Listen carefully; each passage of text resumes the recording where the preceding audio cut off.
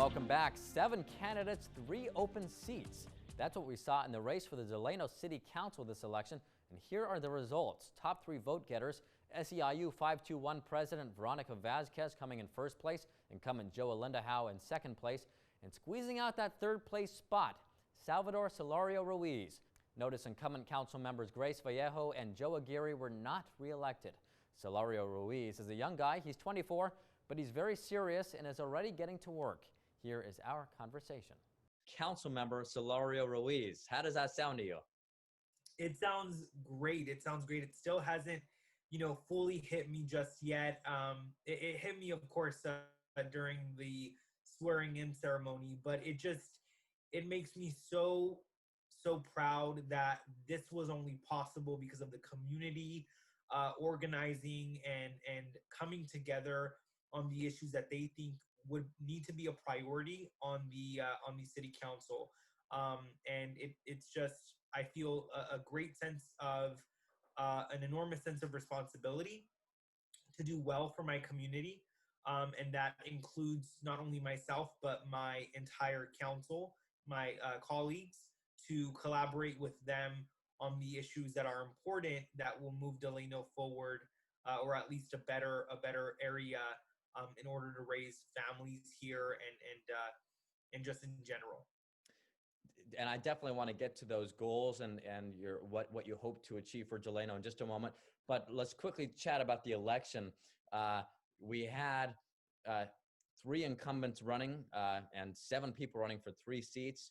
You, Veronica Vazquez, were 2 people who won, progressives, and 2 incumbents did not win. What do you think was the voters' message in this election? Absolutely. I think, honestly, the voters' message was about bringing forward hope, bringing forward change.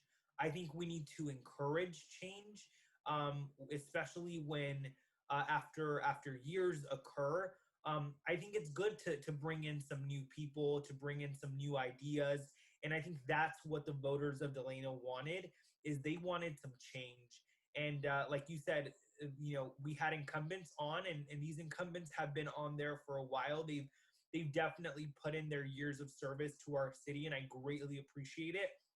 But like I said earlier, it's always good and necessary to get in new ideas and new perspectives and new energy onto the council. So that's what the voters of Delano wanted, is they wanted that sense of hope that and especially new ideas coming in. And now that you're on the council, you were sworn in on Monday night. First of all, congratulations.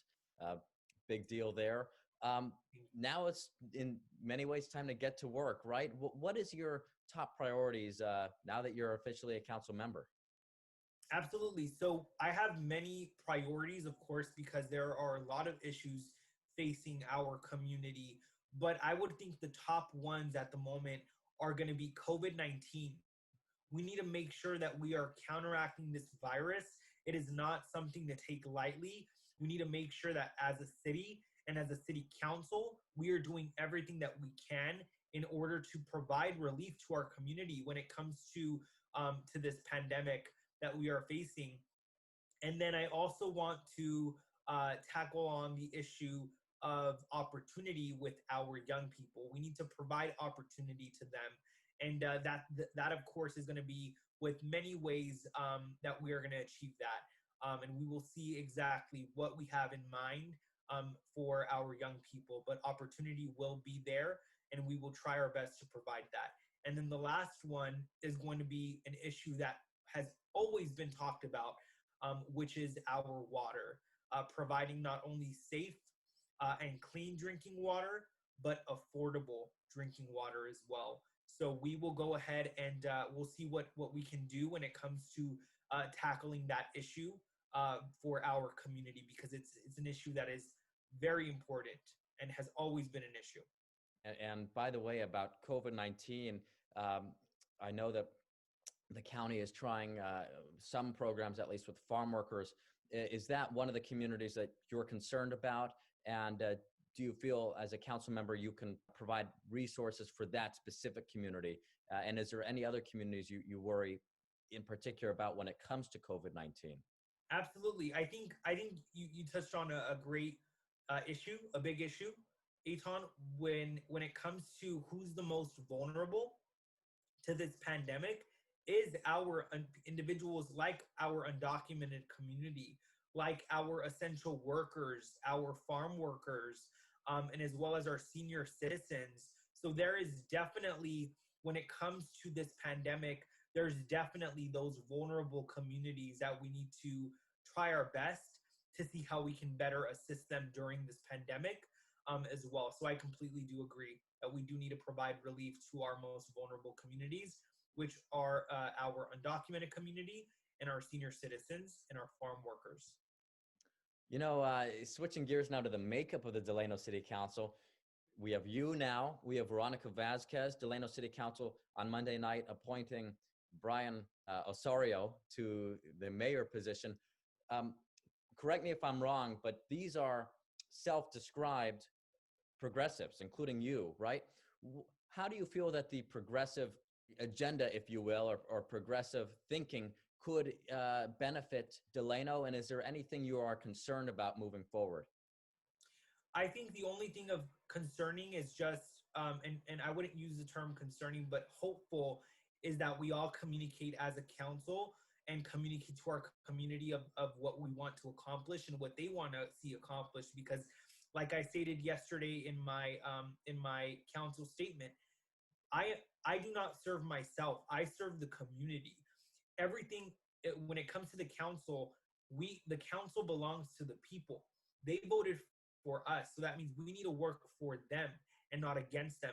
When it comes to the makeup of the council and how it seems progressive, I would say that to me, it's about the issues and the progressive issues that we talked about during the campaign trail is the issues that individuals and voters they found intriguing.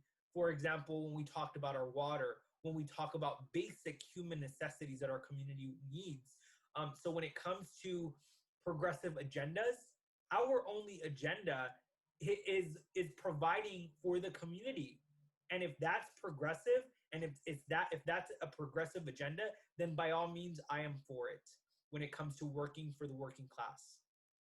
And last question, you know what, Delano, second largest city in Kern County, 50,000 people. Not everybody probably knows you. So I want to give you this opportunity. Salvador Solorio-Ruiz, share with your new constituents just a little bit about yourself and what you want people to know about you.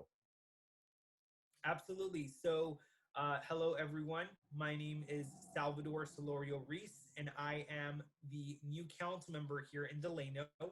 And I am a first-generation college graduate, son of immigrants. I'm an activist in the community, and I'm a first-generation American. And I represent what's called the American dream, the idea that we all have an opportunity to give back to our community.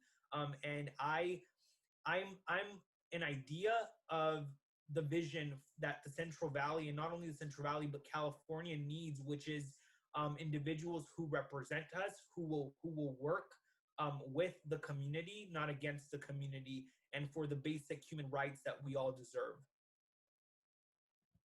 And we'll leave it there. Councilmember Salvador Solorio-Ruiz, thank you so much for taking the time, and congratulations. I'm sure we'll be seeing you again pretty soon. Thank you. You too. Well, we've touched on races here in the Valley, but what about the desert? When we come back, I will chat with newly elected Mayor of Ridgecrest, Eric Bruin. Stay with us.